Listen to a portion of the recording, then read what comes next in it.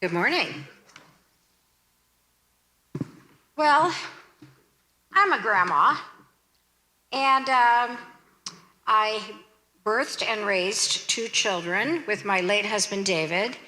My oldest child just turned 40 years old 2 days ago, so this is a milestone. And my youngest child turned 35 2 weeks ago, and both of them, with their spouses, are raising two children each. Now, at this age, I'm 65 years old, I feel like I'm a pretty good repository of wise advice for living. How about you? Do you feel like that? After many of your years on earth? But I try to be pretty careful about freely dispensing my wise advice. So sometimes I will cloak it in questions, and I'll say things like this: have you had anything green to eat today? Or is there something that I can make you for lunch that will go with your chips and your cookies? And sometimes I might make a bargain in order to dispense my wisdom. So I might say to one of my granddaughters, how about if you pick out a book to read, and then I'll pick out a story from the Bible to read to you? Bargain. Or which grace do you want to say tonight before dinner? You get to choose. But probably too often I easily dispense my wise advice by saying something like, that doesn't sound like a good idea to me. And then sometimes it's followed by the word because, and then there's a very good logical explanation. Are you familiar with these ways of dispensing wisdom from your years of living? When we look at this passage from Proverbs, our first impression is that it is advice being dispensed from an older generation to a younger generation. And there's a really good reason for it to look like that, because that's exactly what Proverbs is. It is part of a genre, a kind of wisdom literature that we can find not only in the Bible, but in all kinds of ancient civilizations among the Phoenicians and the Egyptians. And it's designed, this kind of literature, to help the youth of its day to make wise choices, to use common sense, to not have to make the same kinds of mistakes as older generations have made. And so you could pretty much retitle the book of Proverbs, Listen to Me, Son. Take my advice, daughter. Now, since we're at the very beginning of the month of July, I want to encourage you to think about reading a chapter of Proverbs each day this month. There are 31 chapters, which means you're going to be able to get through most of them during the month of July. And what you're going to see is that the book of Proverbs has a lot of common themes. I'm going to talk about them, some of them this morning. But you're also going to see some things that make you kind of scratch your head and say, what's that all about? And one of those themes you might see is a character called Wisdom. She's a female character, and she is described as God's first creation and delight. People, will you read this with me? People, I'm calling you, raising my voice to all humankind. Adonai, God, made me as the beginning of his way, the first of his ancient works. I was appointed before the world, before the start, before the earth's beginnings. She's described as being in a secret place that only God knows, and on God's breath. That's how wisdom is described in the book of Proverbs. And all of these ways are ways of saying, not that God is wise, but that wisdom is with God in all that God is and does and says. So Proverbs is a book that invites us to make good choices in life, to use common sense, and to walk in God's ways.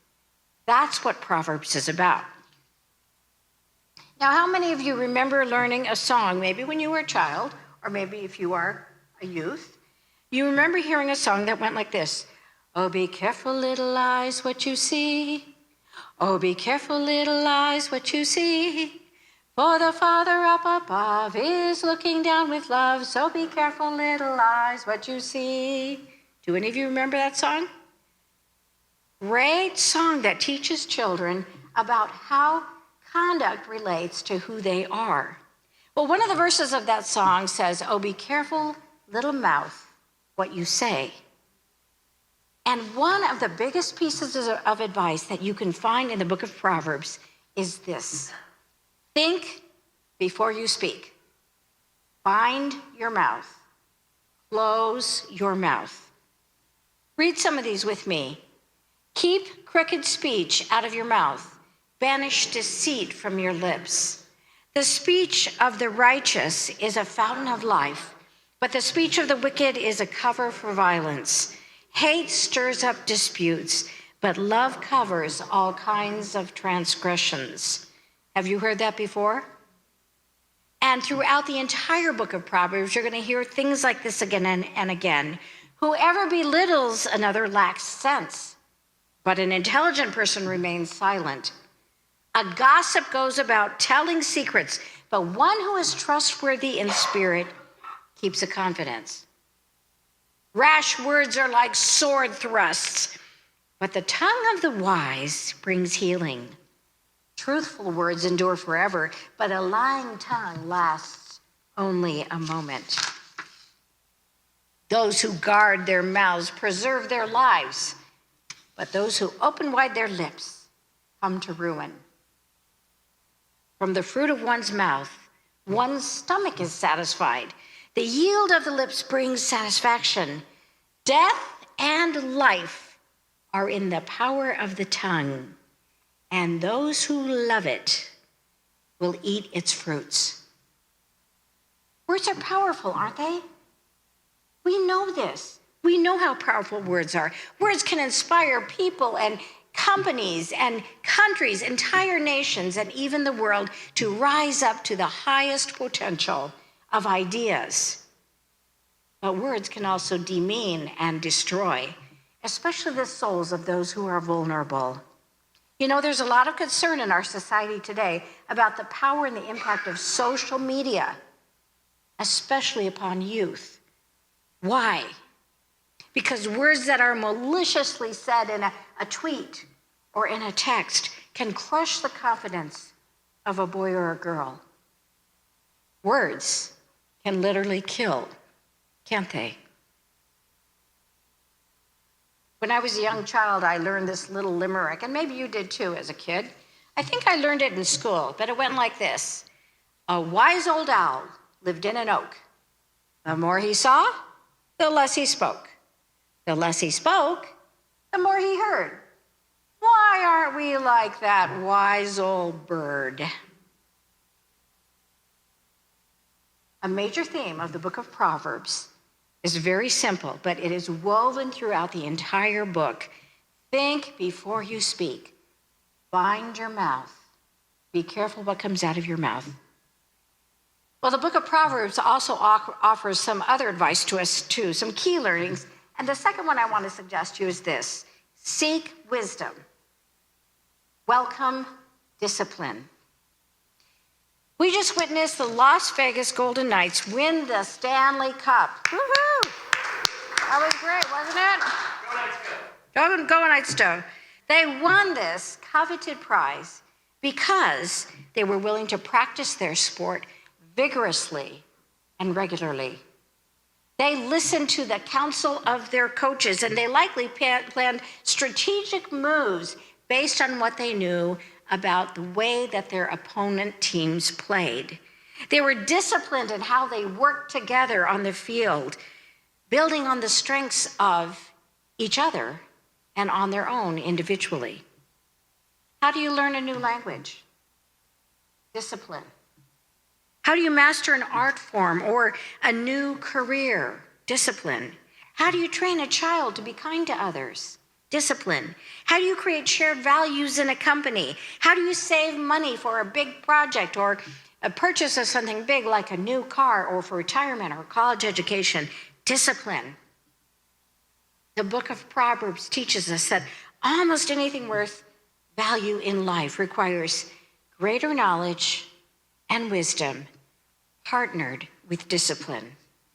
So it's no surprise that 4 or 5 centuries before Jesus was born, that's when the book of Proverbs was written, that these were the words of advice from Proverbs. The beginning of wisdom is get wisdom. And with all of your getting, get insight. I'm directing you on the way of wisdom. Hold fast to discipline. Don't let it go. Guard it, for it is your life. Throughout Proverbs, again and again we hear instruction and grow wise. Don't refuse it. Listen to advice and accept discipline so that in the end you will be wise. Apply your mind to discipline and your ears to words of knowledge. Whoever loves knowledge loves discipline, but whoever hates discipline is a bore. You know what a bore is? A bore. It's an animal.